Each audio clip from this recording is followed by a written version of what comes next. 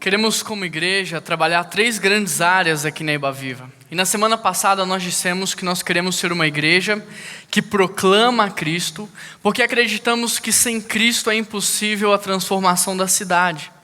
Hoje nós vamos olhar para a visão novamente, nós vamos perceber que a visão da igreja diz que nós temos que ser uma igreja acolhedora. E ser acolhedor não é só receber bem, mas é cuidar bem, é amparar, é ser suporte, é cuidar de todo o rebanho. E é justamente por isso que hoje nós vamos falar sobre pessoas cuidando de pessoas. E para isso eu quero te convidar a abrir a sua Bíblia no livro de Efésios, no capítulo 4, e nós vamos ler do verso 1 até o verso 3. O texto diz assim: Rogo-vos, pois eu, o preso do Senhor, que andeis como é digno da vocação com que fostes chamados, com toda humildade e mansidão, com longanimidade, suportando uns aos outros em amor, procurando guardar a unidade do Espírito pelo vínculo da paz. Feche os seus olhos para que possamos orar mais uma vez. Paizinho, nós estamos aqui reunidos como igreja, como teu povo, como a tua família, e nós clamamos ao Senhor para que o Senhor quebrante os nossos corações diante da tua presença, e que o Senhor fale conosco numa manhã como essa. Que o Senhor tire tudo o que possa nos impedir de entender a tua vontade para as nossas vidas, ó Pai. Porque o nosso maior desejo é sermos transformados pelo Senhor, e é por isso que nós oramos. Em nome de Jesus, amém, amém. Nesse texto, Paulo fala sobre acolhimento, sobre cuidado, sobre unidade. E diante de tudo isso eu fiquei me perguntando, o que é que de verdade nos atrapalha de acolher? O que é que de verdade tem nos atrapalhado de cuidar do outro? E uma das primeiras coisas que me veio à mente é que o que tem nos atrapalhado de verdade é o nosso egoísmo e o nosso individualismo. Porque tanto o egoísmo quanto o individualismo são coisas que nos impedem de olhar para o outro, que nos faz focar apenas em nós mesmos, nos nossos próprios interesses, no nosso próprio bem-estar. Quantos aqui se consideram egoístas? Levanta a sua mão. Dos que não levantaram, quantos têm lidado com o pecado da mentira? Eu digo isso porque grande parte de nós lida com esse pecado. E eu quero mostrar isso para vocês, eu quero provar isso para vocês. Imagine que você está num grupo de amigos, um grupo de família. Conseguiu imaginar? Agora imagine que alguém venha e bata uma foto de vocês. Se imagine ou imagine a fotografia. Quem é a primeira pessoa que você procura na foto? Pode ter 100 mil pessoas naquela foto. Quem é a primeira pessoa que você procura na foto? Quer ver uma outra coisa? Além de procurar por você mesmo na fotografia, como é que você julga se aquela foto ficou bonita ou ruim? Você simplesmente olha para você na foto e se você saiu bonito, você diz, nossa, essa foto ficou maravilhosa. Alguém pode me mandar essa foto porque eu quero postar hoje mesmo no Instagram e no Facebook. É ou não é assim que você faz?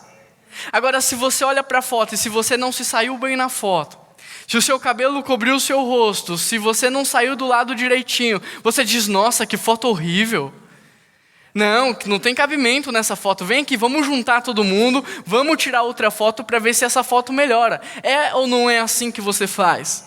Você nem se deu o trabalho de olhar para as outras pessoas. Você estava apenas preocupado com a sua própria imagem. É ou não é assim que você faz? E para ilustrar, eu trouxe uma foto de um grupo aqui da igreja. E é uma foto que particularmente eu não gosto dela. É uma foto horrível, é uma foto onde eu creio que ela não está legal. E eu quero ver se vocês concordam comigo porque essa foto não está legal.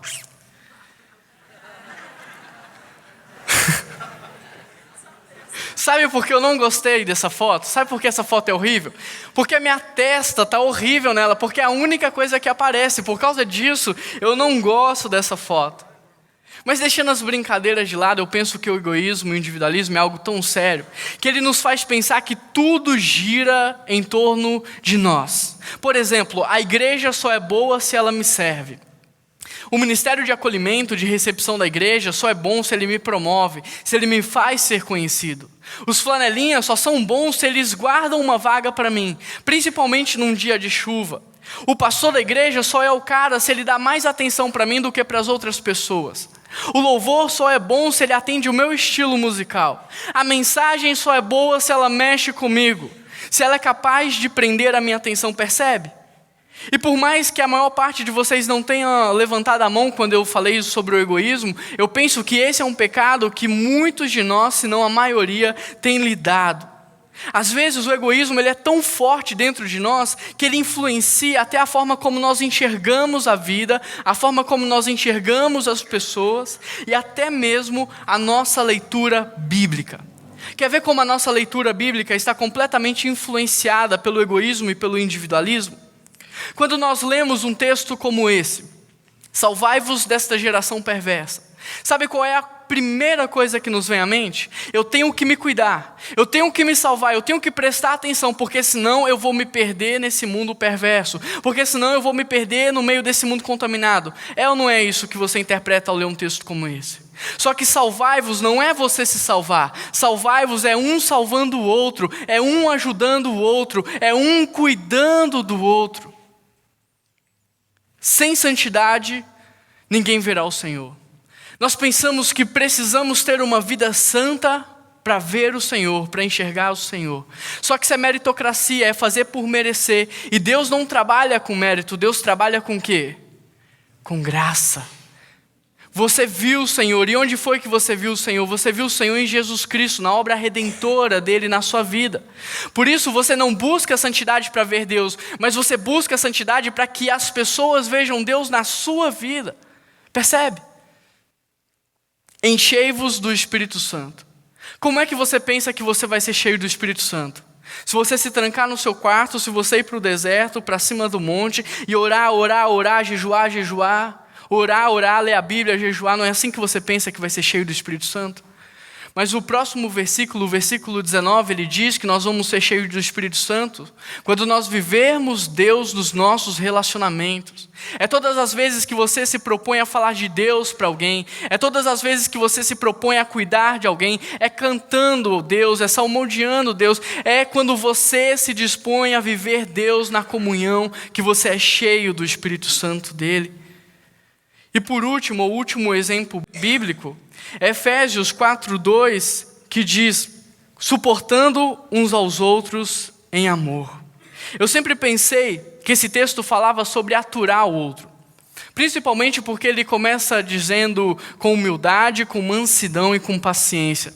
E eu pensava assim, eu tenho que usar essas 3 virtudes para aturar a chatice do outro, para aturar esse jeito que ninguém mais aguenta nele, para aturar essa falação, esses pensamentos equivocados. Mas esse texto não está falando de você aturar o outro, esse texto está falando de você ser suporte. E suportar é você carregar o outro nos seus braços, se preciso for. E suportar é você ser base para que ele possa crescer, para que ele possa avançar na vida. Suportar o outro é você falar, você não tem condição de estudar? Mas eu tenho condição de pagar o seu estudo, então eu vou financiar a sua faculdade. Você não tem condição de ir e voltar para a igreja todos os domingos, mas eu tenho parado na minha casa 3 carros, eu posso te emprestar um se eu não puder te buscar.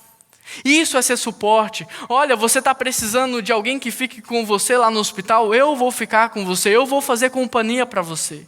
Suportar uns aos outros é ser suporte, é ser base, é carregar se preciso for.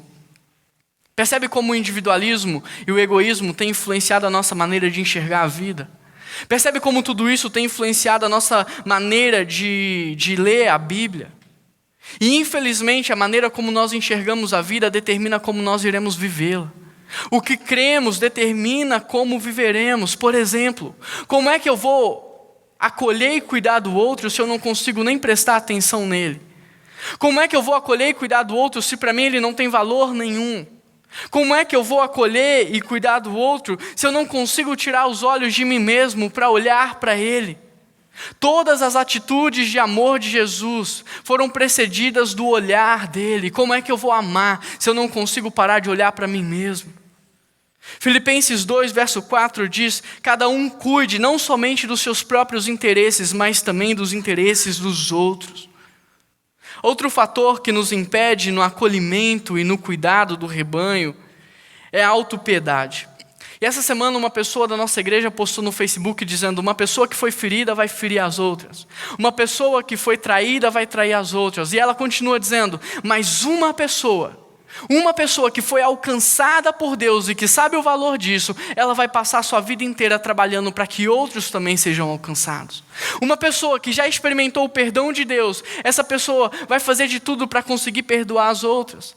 Uma pessoa que já experimentou o cuidado de Deus vai fazer de tudo para cuidar das outras pessoas, porque tudo o que você faz depende de quem você é, do que você recebeu e da maneira como você enxerga a vida. Por isso, se você está enxergando a vida com individualismo e egoísmo, é bem provável que você viva a vida com autopiedade.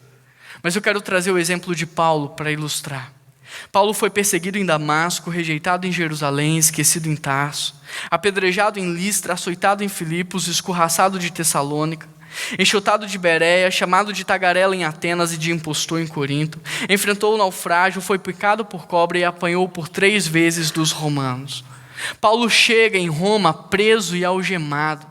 Mas essas situações adversas não abalam a fé de Paulo. Pelo contrário, tornam no instrumento ainda mais poderoso nas mãos de Deus. Longe de se considerar prisioneiro de César, prisioneiro de Nero, Paulo se autodenomina como prisioneiro de Cristo e embaixador das cadeias, porque ele sabia que no momento em que Deus o quisesse libertar daquele lugar, ele seria liberto. Mas se ele ainda estava lá é porque Deus queria usá-lo.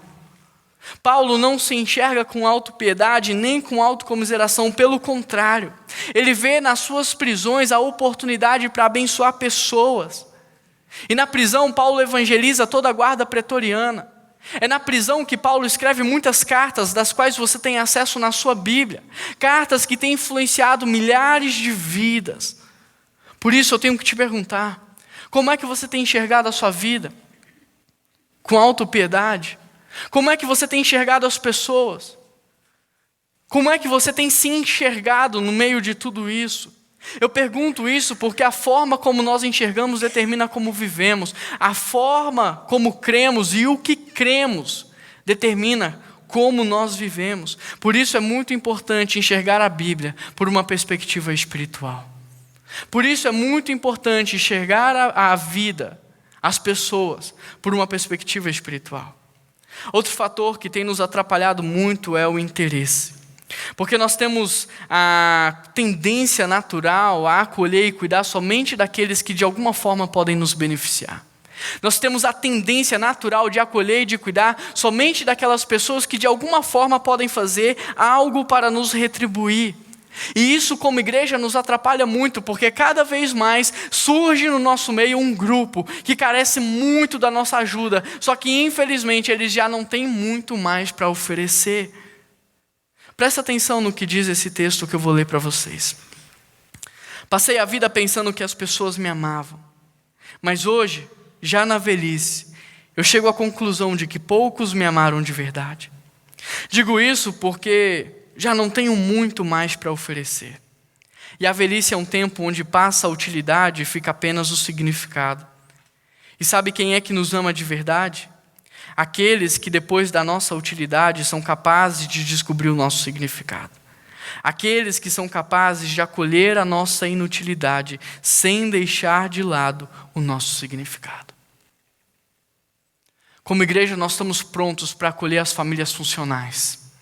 Como igreja, nós estamos prontos para acolher e cuidar dos casais coesos, dos filhos obedientes, de todos aqueles que de alguma forma podem contribuir para o nosso crescimento. Mas será que nós estamos prontos para acolher as famílias disfuncionais?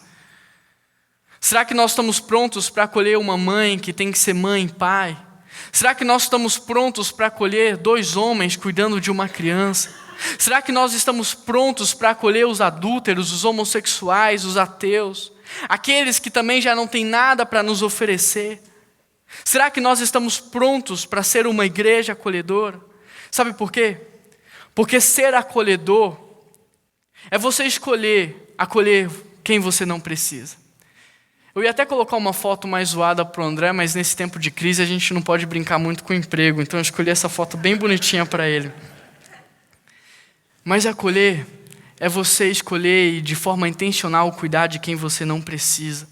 E foi exatamente isso que Deus fez conosco. E é exatamente isso que nós precisamos e devemos fazer com os outros. A única forma de amar é sendo amado.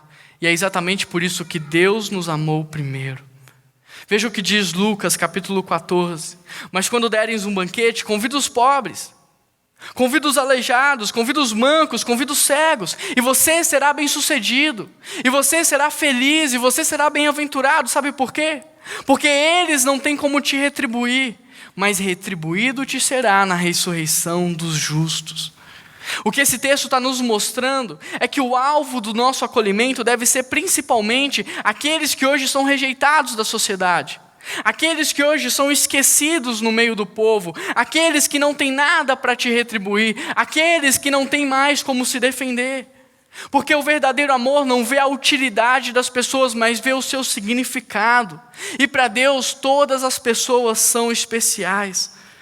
Tanto é que nos ensinos de Paulo nós podemos perceber que ele foca muito mais a sua atenção àquelas pessoas que vão acolher, cuidar e exortar do que propriamente de quem está sendo acolhido. Olha o que ele diz em Gálatas 6, verso 1. Irmãos, se alguém for surpreendido em algum pecado, vocês que são espirituais deverão restaurá-lo com mansidão. Percebe que a preocupação de Paulo está muito mais direcionada a quem vai acolher, a quem vai cuidar do que propriamente em quem está sendo acolhido. Sabe por quê? Porque a motivação de Paulo é restauração e não a exclusão de pessoas. A motivação de Paulo é a cura e não gerar mais doenças na vida da pessoa. A motivação de Paulo é que todos sejam acolhidos e cuidados. E essa também deve ser a nossa motivação como igreja. Em Colossenses 3 está escrito, presta atenção: portanto, como povo escolhido de Deus, santo e amado, revistam-se de profunda compaixão, bondade, humildade, mansidão e paciência. Suportem uns aos outros e perdoem as queixas que tiverem uns contra os outros. Perdoe como o Senhor lhes perdoou. Acima de tudo, porém, revistam-se do amor, que é o elo perfeito. E que a paz de Cristo seja juiz em vossos corações, visto que vocês foram chamados a viver em paz, como membros de um só corpo, e sejam agradecidos.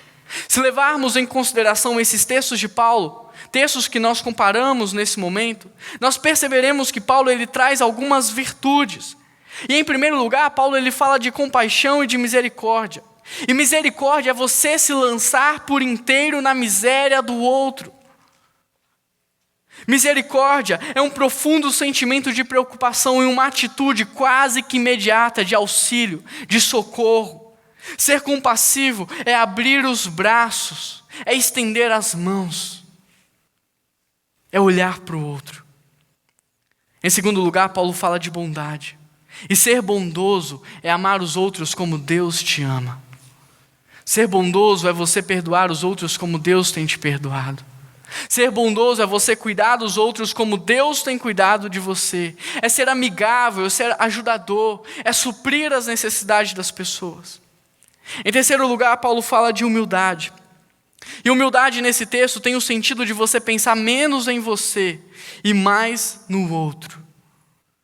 Humildade nesse texto tem o sentido de você pensar menos em você e mais nos outros. Uma pessoa humilde é aquela que está pronta para reconhecer o valor do outro. Uma pessoa humilde é aquela que está pronta para honrar mais os outros do que a si mesmo. Em quarto lugar, Paulo fala de mansidão. E mansidão, ou ser uma pessoa mansa, é aquela que não fica protegendo os seus próprios direitos o tempo todo. É aquela que não reivindica, é aquela que não insiste nos seus próprios direitos. Mas ser manso é ser aquela pessoa que é capaz de abrir mão dos seus direitos para abençoar o outro. E nós podemos ver o exemplo de Abraão, que abre mão do direito de escolher a terra e dá ao seu sobrinho Ló. Em quinto lugar, nós podemos aprender com Paulo sobre longanimidade. E longanimidade é jamais perder a paciência com o próximo. Forte isso, né? Longanimidade é a paciência estendida ao seu máximo. Essa palavra traduz a atitude de suportar as provocações das pessoas sem revidar na mesma moeda. É você ser insultado e revidar com amor. É você ser insultado e revidar com perdão. Em resumo, todas essas palavras descrevem alguém que pensa pouco em si, mais nos outros. e que porque pensa mais nos outros é capaz de abrir mão dos seus direitos para abençoá-lo, sem levar em consideração se essa pessoa tem algo ou não para te retribuir. Enquanto eu falava sobre todas essas virtudes, sobre todas essas palavras, eu não sei se você percebeu, mas todas elas estão ligadas ao outro. Elas não fazem nenhum sentido quando você está sozinho, mas elas fazem todo sentido quando nós estamos vivendo em comunhão, quando nós estamos vivendo no corpo, quando nós estamos nos relacionando uns com os outros. E juntando todas essas virtudes em uma pessoa, poderíamos dizer que essa pessoa é uma pessoa espiritual. E aqui eu faço o meu último paralelo com outro texto de Paulo, que é o texto de Gálatas 5. O texto que fala, mas o fruto do Espírito é o quê? É o amor, é a alegria, é a paz, é a paciência, é a amabilidade, a bondade, a fidelidade, a mansidão e o domínio próprio. E esse texto é muito famoso porque é um texto que fala sobre o fruto do Espírito Santo. E se você prestar muita atenção nesse texto, você vai perceber que a primeira virtude é o amor. Porque o amor é a contraposição a todas as obras da carne. O amor é o oposto ao egoísmo, o amor é o oposto ao individualismo. O amor, sendo fruto do Espírito Santo, significa que o fim das brigas chegou. Que o fim do egoísmo, do individualismo chegou. E quando é que chegou? Na presença do Espírito Santo nas nossas vidas. Mas por que Paulo fala sobre o fruto do Espírito Santo? Sabe por que ele fala? Porque a comunidade na qual ele dirige essa carta é uma comunidade onde as pessoas estão pouco se lixando umas para as outras. É uma comunidade onde as pessoas não estão nem aí para os relacionamentos, para a comunhão. Onde as pessoas estão pensando só em si mesmas. Paulo diz que essas pessoas se mordem o tempo todo e que por causa disso elas estão se matando. Mas é interessante porque Paulo não dirige esse texto, o texto do fruto do Espírito Santo, a uma pessoa de forma isolada. Paulo não dirige esse texto a um indivíduo de forma isolada, mas Paulo dirige esse texto à igreja como um todo. Paulo dirige esse texto ao povo, sabe por quê? Porque o fruto do Espírito Santo não é para indivíduos de forma isolada, não é para quando você está sozinho na sua casa. O fruto do Espírito Santo é para quando nós estamos no meio da igreja. É para quando nós estamos em comunhão com as pessoas, nos relacionando com as pessoas. E sabe quando é que você fica cheio do Espírito Santo? É quando você está aqui. É quando você está no seu pequeno grupo. É quando você está tendo comunhão. É quando você está se relacionando. É quando você se coloca na posição de quem suporta, de quem ajuda, de quem carrega o outro nos braços. É isso que o versículo 19 de Efésios 5 nos mostra. Nós somos cheios do Espírito Santo quando vivemos Deus nos nossos relacionamentos. Agora, sabe quando é que você passa a ter o fruto do Espírito na sua vida? É quando você se dispõe a ser suporte, é quando você começa a carregar o outro, é quando você começa a cuidar do outro. É no exercício do uns aos outros que nós somos cheios do Espírito, é no exercício do uns aos outros que nós andamos no Espírito, e é no exercício do uns aos outros que Ele produz o seu fruto em nós. Uma arte, um artesanato, é algo que você pode fazer enquanto você está sozinho. Mas o fruto do Espírito Santo é algo que nós só temos quando nós estamos no meio do corpo. Quando nós estamos cuidando do outro. E é exatamente por isso que a Bíblia diz: amem uns aos outros. Perdoem uns aos outros. Suportem uns aos outros. Dediquem-se uns aos outros. Sujeitem-se uns aos outros. Consolem uns aos outros. Orem uns pelos outros. E incentivem uns aos outros. Porque é no exercício de uns aos outros que eu cresço. É no exercício de uns aos outros que eu amadureço. É no exercício de uns aos outros que eu passo a dar frutos.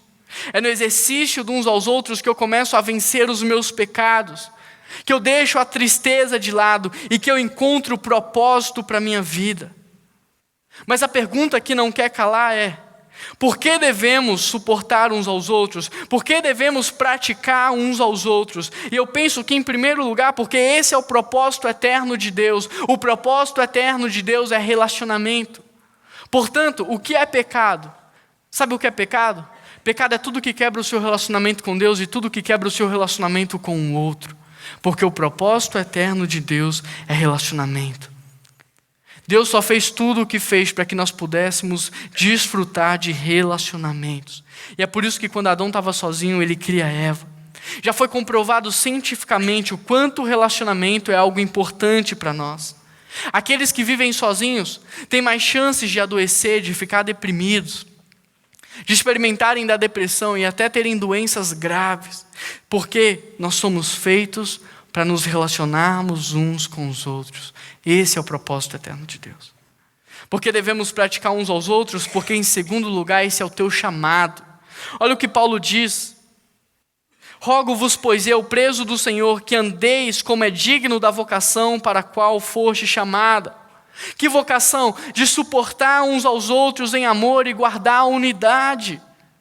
Meu querido, por mais que para os teus pais você tenha sido um acidente, por mais que você não tenha sido planejado na sua família, saiba que para Deus você não foi um acidente. Antes de te criar, Ele já sonhava com você, Ele já pensava em você. E Ele te fez com um propósito, Ele te fez com uma missão. Você não está aqui por um acaso. Porque devemos suportar uns aos outros? Porque foi para isso que você nasceu. É por isso que você está aqui, porque existem pessoas na qual você ainda deve ser suporte. Essa é a única razão pela qual você ainda está vivo. Se você acha que você veio ao mundo só para estudar, trabalhar, casar, ter filhos e morrer, você está muito enganado. Acorda, você tem um chamado, você tem uma missão. Por isso deixe de lado essa sua vida mediana e ande de maneira digna da vocação pela qual você foi chamado. E não me interessa se você sabe pregar, se você sabe tocar. Sabe por quê? Porque é Deus que te capacita. É Deus quem te capacita. A Bíblia diz que Deus chamou as coisas loucas desse mundo para confundir as sábias. Que Deus chamou aqueles que nada são para envergonhar aqueles que pensam que são. Meu amigo, não é na tua sabedoria, não é na tua força, não é na tua inteligência, mas é na presença de Deus. É através do Espírito Santo. Por isso presta muita atenção, você não foi chamado por Deus porque antes você era obediente, mas você foi chamado para viver em obediência à palavra dEle. Você não foi chamado por Deus porque você era santo, mas você foi chamado para viver em santidade. Você não foi chamado por Deus porque antes você fazia boas obras, mas você é chamado para as boas obras. E você não foi chamado por Deus porque antes você era uma bênção de pessoa, mas Deus te chamou agora para ser bênção. Para ser bênção na vida dos outros. Por isso, ande de maneira digna da vocação pela qual foste chamado. Em terceiro lugar, porque devemos suportar uns aos outros, porque cuidar do outro é o mesmo que cuidar de você mesmo. Se essa mão cuidar do pé, ela está se cuidando, porque sem o pé para levá-la aos lugares, ela não pode fazer nada. A mão precisa do pé. Cuidar dos outros é como cuidar de você mesmo. Por isso eu te pergunto, o que você precisa hoje? O que você mais está precisando hoje? Como eu aprendi com o André na semana passada, que vocês amam fazer isso, quero que você diga para a pessoa que está do seu lado com toda a convicção de que ela vai te dar o que você precisa. Então diz para ela o que você mais precisa hoje.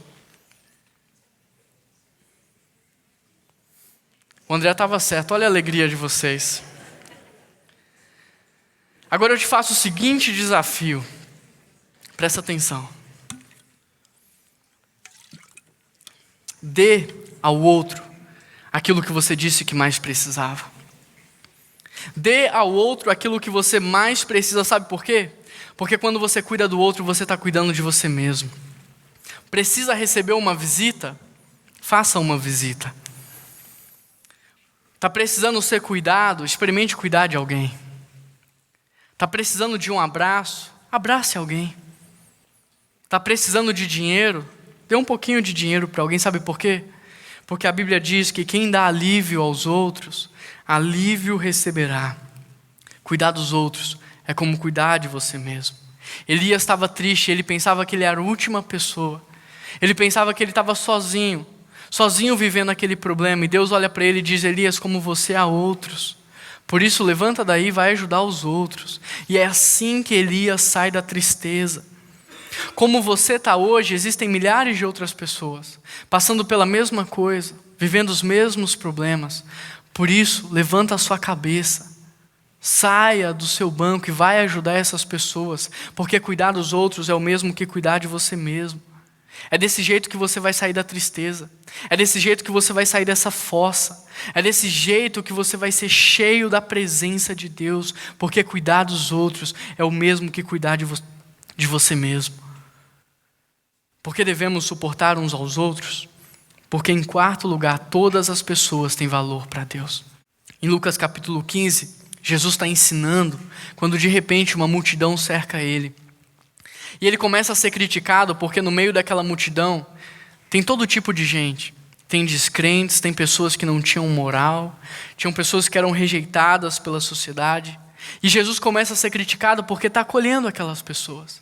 Então Jesus para o que ele está fazendo e ele conta não uma, não duas, mas ele conta 3 histórias. Tudo isso para deixar algo muito claro para aquelas pessoas. E Jesus fala sobre o quê? Ele fala sobre a moeda perdida, Jesus ele fala sobre o filho perdido e Jesus ele fala sobre a ovelha perdida. Tudo isso para mostrar para aquelas pessoas que todos têm igual valor e que é exatamente por isso que ele é capaz de deixar as 99 para ir atrás apenas de uma, porque todos têm valor para Deus.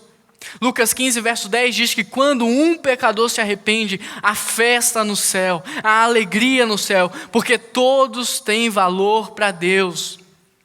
Pergunta para as crianças da Bíblia, pergunta para as mulheres que eram rejeitadas, pergunta para os samaritanos, para os gentios, pergunta para os paralíticos se todos eles não foram acolhidos, amados, se eles não se sentiram respeitados por Jesus.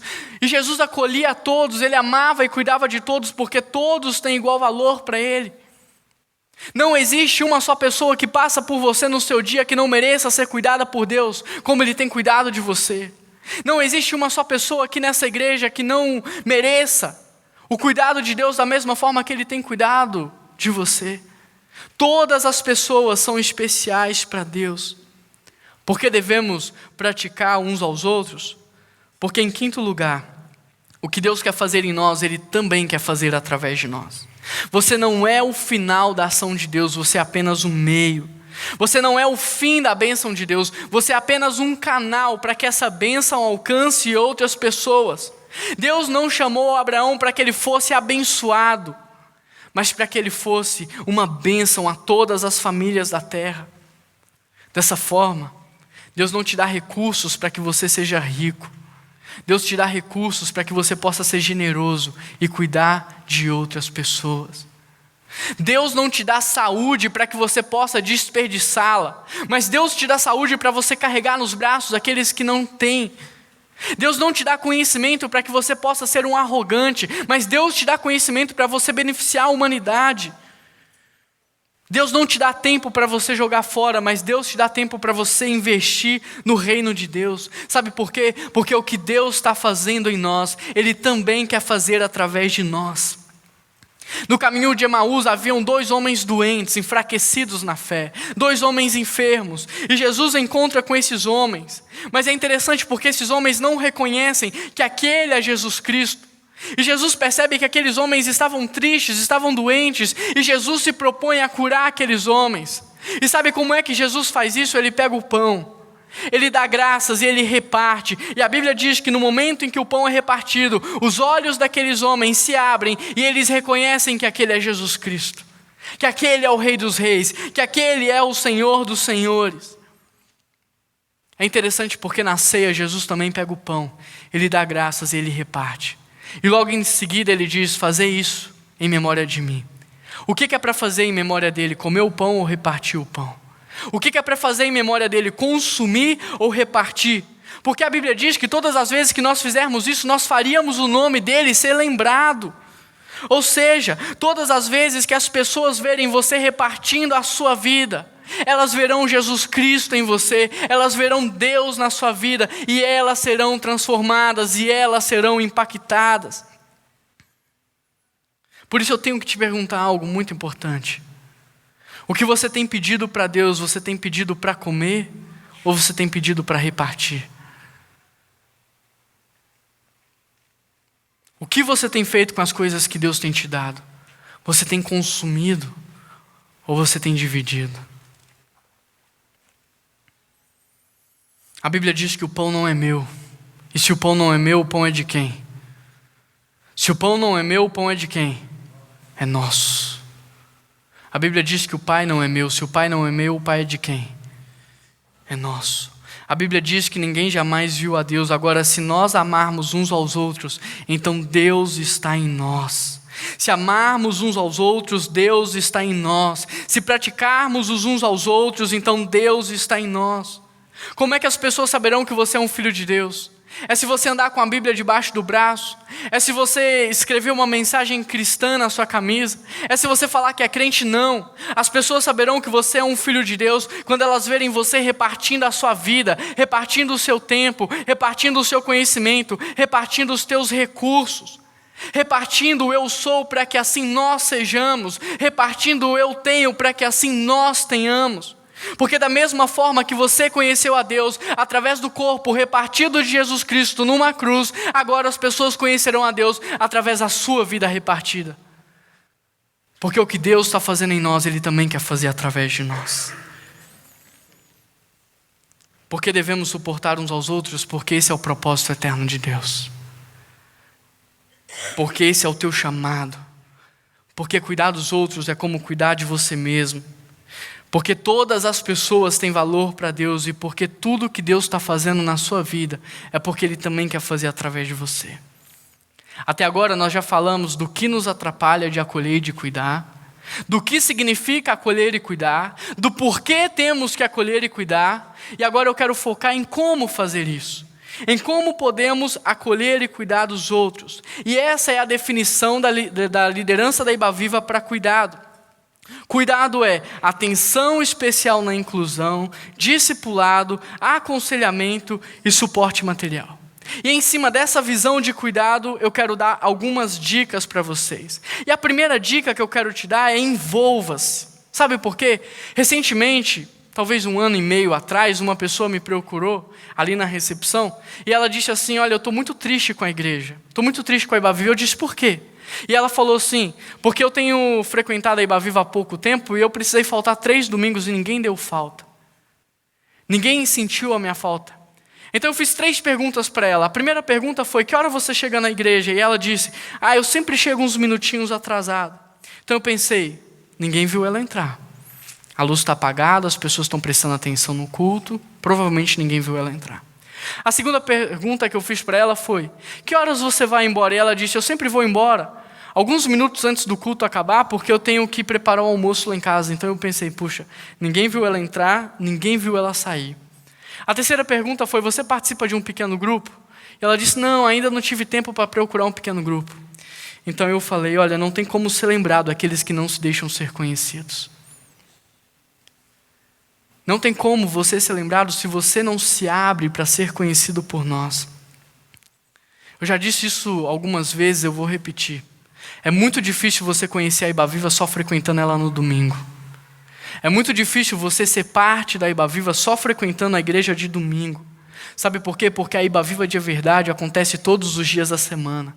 É aqui, nesse endereço, é nos pequenos grupos, é nas casas, é nos encontros sociais, é nos ministérios, é nas festas. A Iba Viva de verdade acontece todos os dias.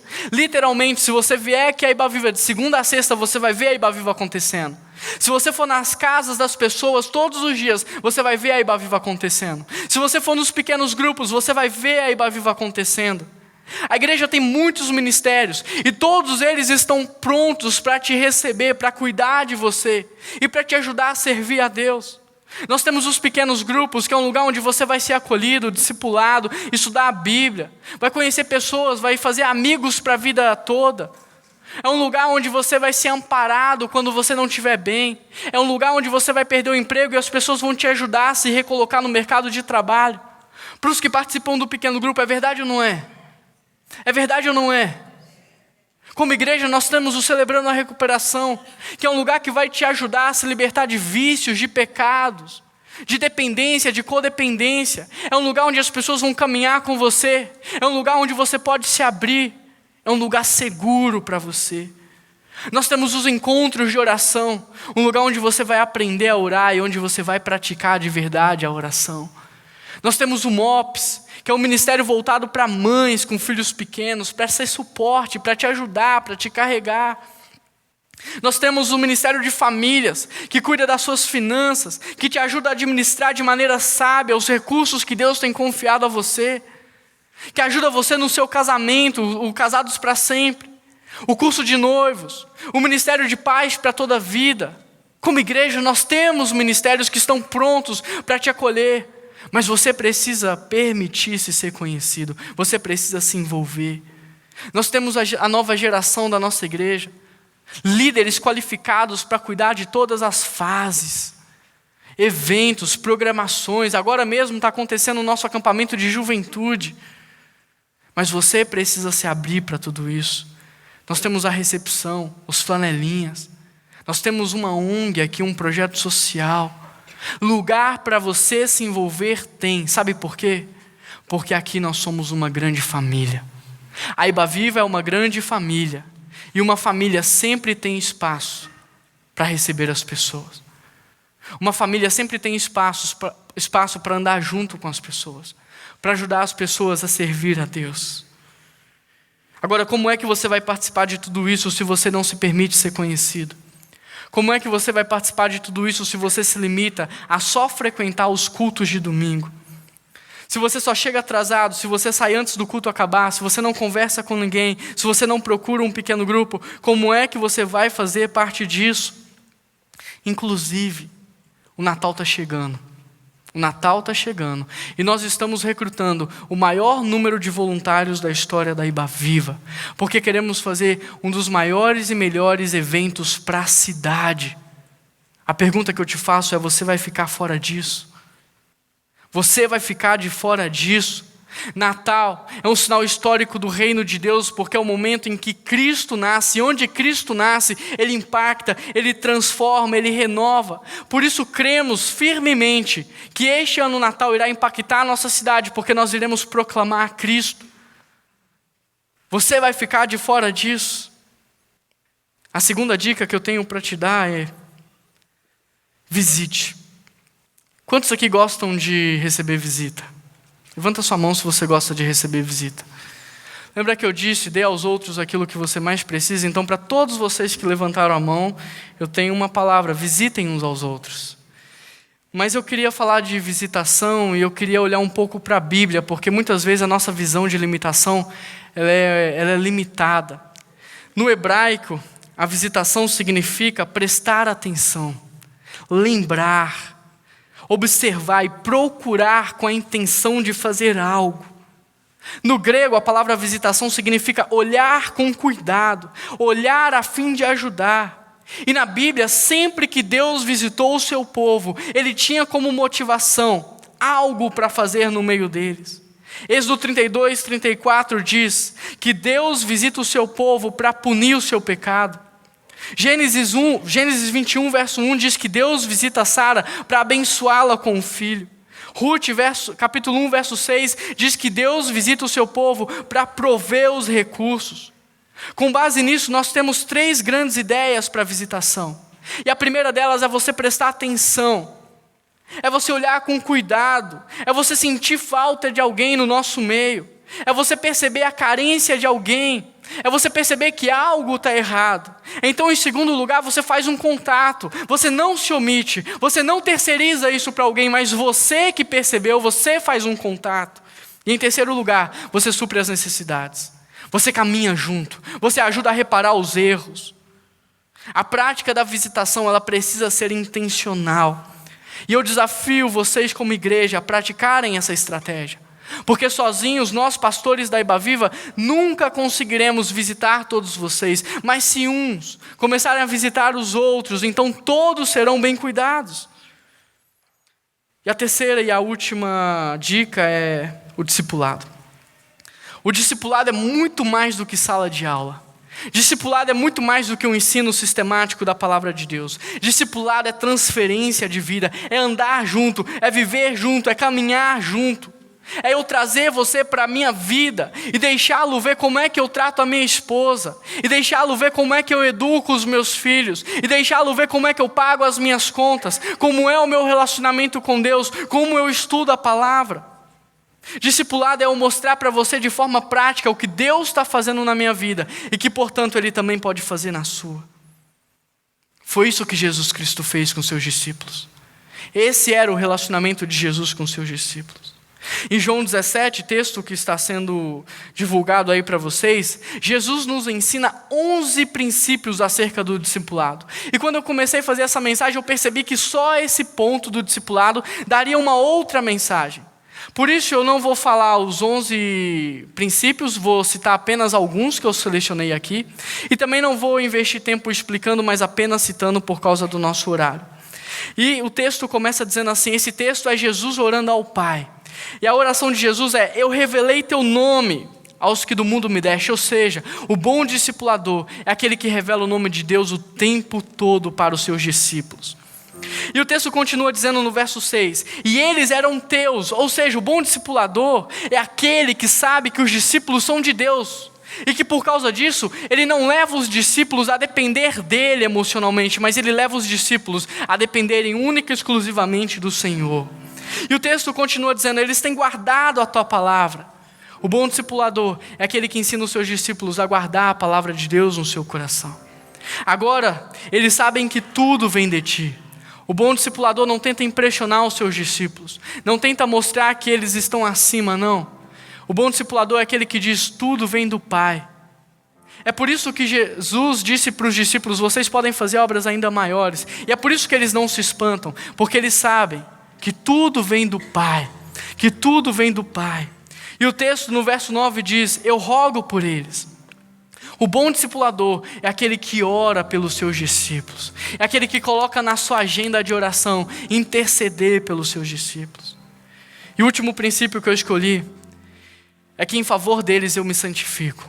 O bom discipulador, ele não só ora pela santificação dos seus discípulos, mas ele se santifica, ele se prepara, para que através da vida dele os seus discípulos sejam impactados e transformados.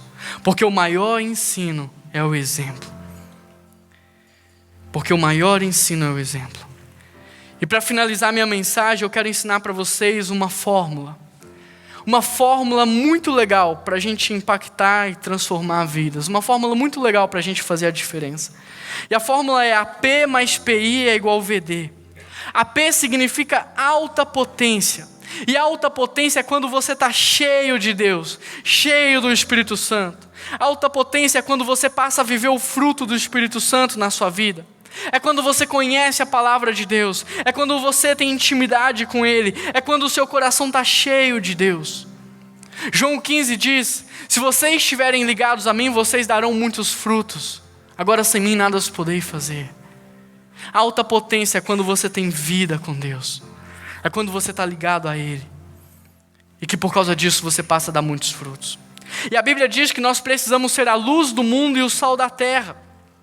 Tanto a luz quanto o sal são duas coisas de altíssima potência. A luz é tão potente que é capaz de trazer vida, de iluminar os caminhos. O sal é tão potente que não deixa a comida estragar, que pode ser usado para limpar os ambientes e ainda realça o sabor das coisas. Já PI significa proximidade intensa. E proximidade intensa é contato diário. É amizade, é relacionamento, é comunhão, é discipulado, é vida no meio do corpo. E nessa fórmula PI é muito importante, porque a luz no meio da luz, ela perde a sua função. O sal dentro do saleiro não serve para nada, a não ser ser enfeite. Por isso, a luz precisa ter contato intenso com a escuridão. O sal precisa ter contato intenso para fazer a diferença na vida das pessoas. O sal precisa ser derramado do saleiro. O que eu quero dizer é que sozinho, ou no meio só de cristãos, você não vai fazer muita diferença. Você precisa ter contato intenso com a escuridão. Você precisa ter contato intenso com as pessoas, para que essa alta potência que está dentro de você, que é Deus, faça diferença na vida delas. Não adianta você ter alta potência se você não tiver proximidade. Não adianta você ter alta potência se você vive sozinho. A alta potência mais proximidade intensa é igual vidas transformadas. A Bíblia traz muitos significados para a luz e para o sal. Mas essa semana eu fiquei pensando muito no que Deus de fato queria enfatizar quando Ele traz essas duas figuras de linguagem. De todas essas características, qual é a que Deus queria enfatizar? E a resposta é que eu não sei. O que eu sei é que o sal não deixa estragar, que o sal é capaz de limpar o ambiente, que o sal não deixa as coisas apodrecerem, que o sal realça o sabor da comida. Mas pensando muito no significado do sal, eu descobri mais um efeito para ele. Na verdade estava na cara o tempo todo, mas eu não tinha percebido. O sal tem o poder de gerar sede nas pessoas. A Bíblia diz que nós devemos ser o sal da terra. E quando nós somos o sal da terra e nós temos contato com as pessoas, essas pessoas têm que ficar com sede de Deus. As pessoas têm que ter contato com você e elas têm que ter sede de Deus. Mas a Bíblia também diz que nós somos luz. E a luz, ela traz direção para as pessoas. Por isso nós, como povo de Deus, nós não só geramos sede no coração das pessoas, como nós também mostramos o caminho para elas seguirem. Nós dizemos para elas: sede meus discípulos assim como eu sou de Cristo. Porque Jesus é o caminho, Jesus é a verdade, Jesus é a vida. A alta potência mais proximidade intensa é igual vidas transformadas.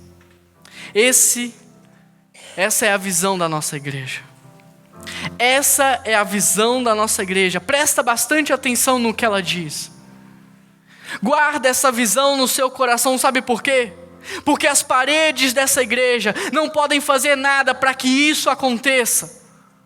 O banco que você está sentado não pode fazer nada para que essa visão se torne uma realidade. Mas você pode, e é por isso que você está aqui.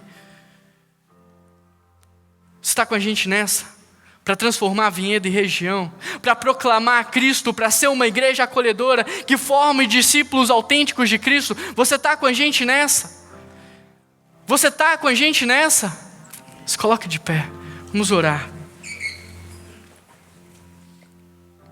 Paizinho, nós cremos que foi o Senhor que nos deu essa visão. E essa visão ela é tão ousada que nós não conseguimos cumpri-la sozinhos. Nós precisamos de muitas pessoas conosco. Nós precisamos do Senhor conosco para nos ajudar a transformar Vinhedo e região pelo poder da Tua palavra e pela obra redentora de Jesus Cristo. Nós precisamos do Senhor e de pessoas para nos tornarmos uma igreja acolhedora, uma igreja que um cuida do outro, uma igreja onde as pessoas repartem o que têm, repartem o seu tempo, repartem os seus bens, repartem o cuidado. Por isso, Pai, toca no coração de cada pessoa que se colocou de pé numa manhã como essa e capacita, porque é o Teu Espírito Santo que nos capacita. Senhor, distribua dons e talentos necessários para cumprirmos essa visão. Encha os nossos corações de amor por essa visão. Nos usa, Pai, nos nossos trabalhos, na nossa faculdade, na nossa família. Nos usa quando nós vamos levar o carro para arrumar. Nos usa quando nós vamos na padaria comprar alguma coisa. Levanta-nos, ó Pai, como igreja. Não só os pastores, não só os líderes, mas levanta todos aqui para ser agentes de transformação, para tirar os olhos do seu próprio umbigo e conseguir olhar para o outro, para parar de prestar atenção só nas suas necessidades e começar a cuidar do outro. Obrigado, Jesus, porque a Tua palavra ela é viva. Obrigado, Jesus, porque o Senhor tem poder. E obrigado, Jesus, porque eu creio que nessa manhã vidas estão sendo transformadas, olhos estão se abrindo. E eu creio que como resultado de tudo isso no nosso meio, vidas serão cuidadas, vidas serão alcançadas, vidas serão transformadas. Obrigado, Jesus. Obrigado, Jesus. E é por isso que nós oramos em nome de Jesus. Amém.